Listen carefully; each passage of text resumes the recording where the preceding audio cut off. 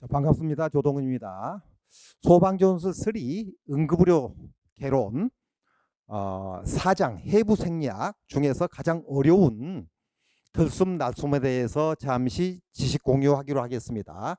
잠깐 그림 보도록 할게요. 자, 우리 숨을 들어 마실 때 들어내실 때 어떻게 장기가 움직이는가에 대해서 살펴보기로 합니다. 자, 이쪽 왼쪽 그림 보면 횡격막이라고 돼 있어요. 이쪽에 횡격막. 횡격막이 위에는 가슴이고 횡격막 밑에는 배거든요. 그래서 가슴과 배를 가로지르는 근육의 막이다 해서 횡격막 혹은 가로막이라고 시험에 나옵니다. 자, 그러면은 숨을 마실 때죠. 마시면은 안에 공간이 가슴 쪽에 공간이 커져야 많은 숨이 들어올 수 있겠죠. 그래서 흉곽이 확장됩니다. 확장, 화살표. 그리고 이 횡격막, 가로막이 내려갑니다. 그래야 이 공간이 커지겠죠. 그럼 내쉴 때는 흉곽이 축소되고 횡격막이 올라가요. 그러면 이쪽이 작아지겠죠, 공간이. 그죠? 그래서 다시 들어올 수 있게끔 훅 내쉬게 되는 거죠. 자, 이쪽으로 보기로 합니다. 이쪽에는 똑같은 건데 이제 들어 마시는 거예요. 이쪽으로 이제 숨이 들어오죠. 들어오면은 이쪽이 자세히 보면은 그림이 조금 넓고요. 이쪽이 좀 좁습니다. 그렇게 보입니까? 자, 그래서 이제 들어오게 되면은 이쪽이 이렇게 커지는 거예요. 저쪽 그림을 참고하세요. 흉곽이 확장되고 가로막이 화살표가 보입니까? 이렇게 화살표가 이렇게 돼서 내려갑니다. 그래야 이쪽이 가슴이 커지겠죠. 팽창돼 가지고. 그리고 내쉴 때는 이제 반대죠. 내쉴 때 이렇게 내쉬게 되면은 가로막이 올라갑니다. 가로막이 횡격막이라 했습니다. 그리고 이제 흉곽이 이렇게 축소가 되는 거예요. 이 부분. 자, 이 부분 이해했으리라고 됩니다. 이 부분은 어렵지 않지만은 이제 우리가 시험에 나올 때 문장이 어려워요. 자, 그래서 다음 페이지로 보도록 합니다. 자, 호흡기계 생리학 가장 어려운 거 들숨과 날숨에 대해서 살펴봅니다. 자, 원래 그 우리 중앙소방학교 소방전술 3 구급 쪽에 저기 응급의료 개론에는 서술식으로 돼 있어요. 그걸 이제 보기 좋게 편집을 한 거거든요. 1번 호흡의 근육은 가로막이 횡격막이라겠죠. 그죠? 그래서 이제 잠깐만요. 오케이. 가로막 횡격막과 갈비 사이 근육이 있다. 자, 있다는 거. 이 부분은 중요한 게 아니에요. 이건 답을 찾을 수 있고 2번에 기억번 들숨은 능동적인 과정이다. 능동적이 뭐죠? 뇌에서 전달돼 가지고 우리가 숨을 쉰다. 능동 반대말은 수동이거든요. 그죠? 그래서 2번에 들숨하고 3번에 날숨은 문장이 반대가 됩니다. 들숨이 세 줄 아래야 하고요. 날숨 세 줄 아래야 합니다. 자, 들숨은 능동적인 과정으로 가로막과 갈비사이근이 늑간근이라고도 하거든요. 수축 후에 이루어진다. 이 부분이 어려워요. 왜 수축이냐? 조금 전에 우리가 그림을 봤을 때 팽창이 돼가지고 공기가 많이 들어오지 않느냐. 근데 이 부분이 좀 어려운 부분인데 왜 수축인가를 살펴봅니다. 수축이 됐을 때 두 근육이 수축이 돼야 가로막이 내려가고요. 갈비뼈는 위와 밖으로 팽창하죠. 이 부분은 쉽죠. 니은번. 자, 결국 이러한 행동은 더 많은 공기가 들어오게끔 가슴을 팽창시키는 과정이다. 여기까지입니다. 그래서 이 단어 하나만 제외하고는 전부 다 쉬운 단어들입니다. 그림을 봤기 때문에. 그럼 수축이 됐으니까 이 니은번하고 결국에 마지막에 문장이 생기게 됩니다. 그리고 들숨의 반대는 날숨이니까 능동이니까 수동이 되는 거죠. 그리고 가로막이 수축이니까 이쪽은 이완이 되는 거죠. 그리고 두 근육이 수축이 됐을 때 이렇게 되는 거죠. 니은번이. 그러면 두 근육이 이완됐을 때 가로막이 올라가고 갈비뼈가 아래로 내려오면서 가슴이 팽창되는 거죠. 그리고 결국 이러한 허파에서 공기를 내보내는 가슴을 수축시키는 과정이죠. 그래서 이제 들숨은 팽창시키는 과정이고 날숨은 수축시키는 과정이죠.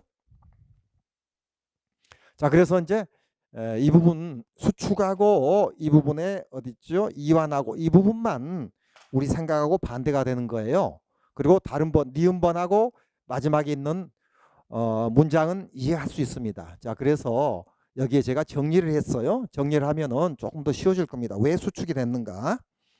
자, 들숨은 갈비뼈가 상승하고 가슴이 팽창된다는 결론입니다. 날숨은 가로막이 올라가고 날숨 올라가죠. 그러면 작아지죠. 갈비뼈가 내려오죠. 그럼 작아져요. 가슴이 수축되는 거죠. 그러면 이 첫 번째는 들숨하고 날숨은 반대로 돼 있어요. 지금. 자, 그리고 가로막 가로막은 가슴과 배 사이의 근육이라고 했죠. 횡격막이라 했죠. 들숨 때 더 많은 공기가 들어오게끔 줄어들면서 내려간다. 가로막이 내려가야 통이 커지죠. 그죠? 이유.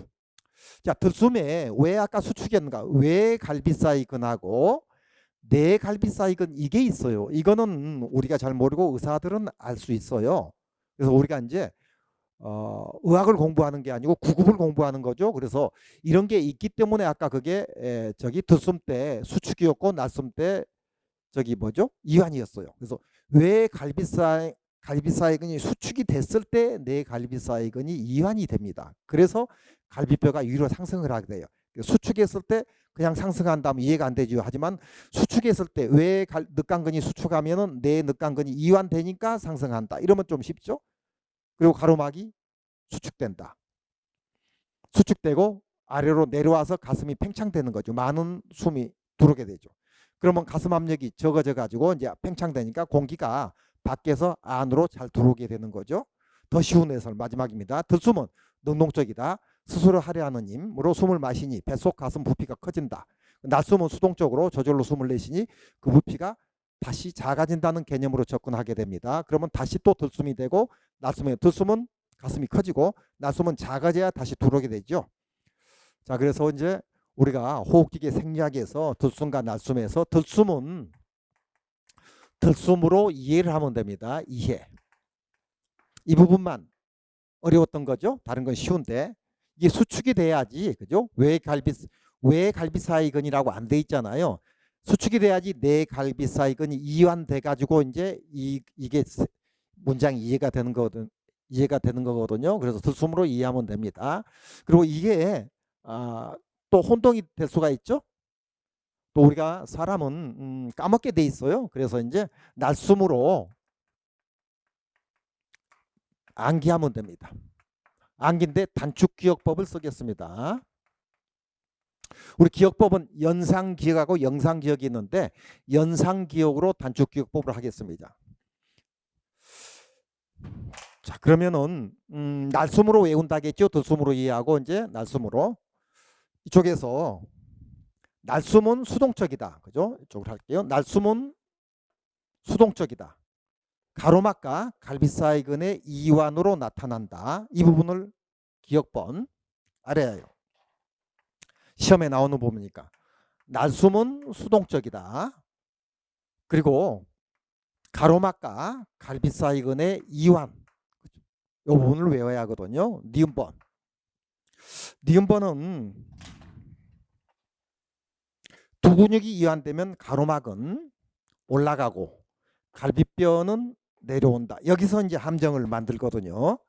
자, 그래서 니은번이 가로막은 올라가고 갈비뼈는 내려온다.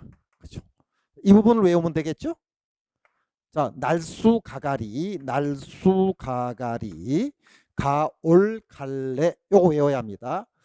외우는데 연상을 하면서 외우자는 게 연상기억법이거든요. 날이 수수하니, 가가리 나날이, 가을 같네. 이렇게 외우면 어떨까 싶습니다. 자, 날이 수수하니, 날수, 가가리 가을 같네. 자, 여기까지 하겠습니다. 그리고 우리가 숨을 들으실 때는요, 500cc를 들으시게 됩니다. 한번 들으실 때. 그리고 심호흡을 하게 되면 2000cc를 들으시게 됩니다.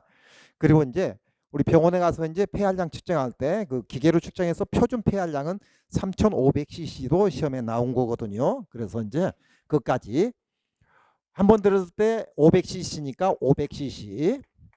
그 다음에 심호흡은 2000cc, 표준 폐활량은 3500cc.